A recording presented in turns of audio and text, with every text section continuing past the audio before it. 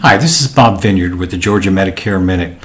Let's talk about Medicare supplement rates. This is a somewhat popular topic, and everybody has a different way of approaching things. I talked to somebody just the other day that was a real number cruncher, and they had been doing all kinds of research and looking at rate increases and trying to get information on carriers and looking at their AM Best rating and all of this kind of stuff. And they thought they had everything narrowed down until we talked. Let's talk about what is currently the most popular plan in Georgia, and actually about 90% of my clients have this plan. It's a G plan, Medicare Supplement G, also known as Medigap G. And keep in mind, Medigap and Medicare Supplement are interchangeable terms, just like Kleenex and tissue. So without naming names, as I said, they had narrowed their search down to a handful of carriers, let's just say. And they were focusing on A-rated carriers, big name, household names, and wanted to know my opinion. Well, all right, here's my opinion, and I'm going to refer to some notes that I made. So I normally, if you've seen my other videos, you know that I just kind of shoot from the hip and say what's on my mind. I still say what's on my mind in this one, but I'm going to refer to it. The G plan in Georgia, currently there are 52 different choices. You're not going to find those on Medicare.gov. 35 of those have an A rating from AM Best, and that's A minus, A plus, A plus plus. But 35 of the 52 have an A rating. 13 of the 52 have B ratings, 4 are not rated at all. But let's go back to those A ratings. 10 of the 35 are either considered negative or it's under review by AM Best. So that might give you a little bit of pause. From a personal standpoint, this is just an editorial.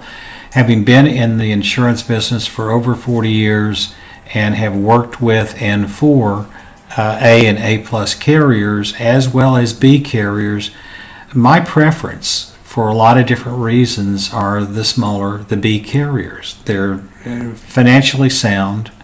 Some of them are more financially sound than the A-rated carriers, which may seem kind of odd, but they're just a lot easier to work with than the bigger carriers. So now that means out of the 52, 35 have A ratings. Really only 25 are carriers that if you want to go by AM Best ratings, you should consider. 13 B, 4 not rated at all. Here's my acid test. I look at carriers that have been in the Medigap business, active in the Medigap business, in this case, writing Plan G in Georgia, for 5 or more years. Now, of those 52, only seven have been writing the Plan G here for 5 or more years. The least expensive carrier, the carrier with the lowest rate that meets certain criteria, including the AM Best rating, has a rate of $140 a month. It doesn't matter about the zip and so forth. But anyway, on the report that I looked at, they have a $140 rate. They are 33 on the list of 52, which means that there are 32 carriers that have rates lower than them. The other 6 carriers that have been writing the Medigap Plan G here for 5 or more years have rates that are higher than $140. Now, I didn't break it down as to how many of those A-rated how many of those are A-rated or B-rated or whatever.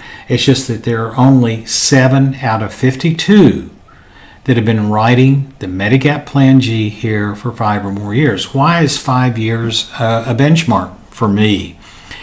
Because there are a lot of carriers that have gotten in and out of the Medigap business over the last few years. Some of them only stay in for a couple of years. Some of these carriers, including ones that are A-rated, have only been in the Medigap business for a few months or a few years. Some of them are owned by large, well-known carriers. But here's a heads up. You're not buying from a large, well-known carrier. You're buying from a subsidiary. They could decide at any time to sell that subsidiary, to close it down, and you're possibly stuck. So don't go counting on an A rating and a big name carrier and the parent is this and that, because subsidiaries can go with the wind. So basically, this is my approach to things.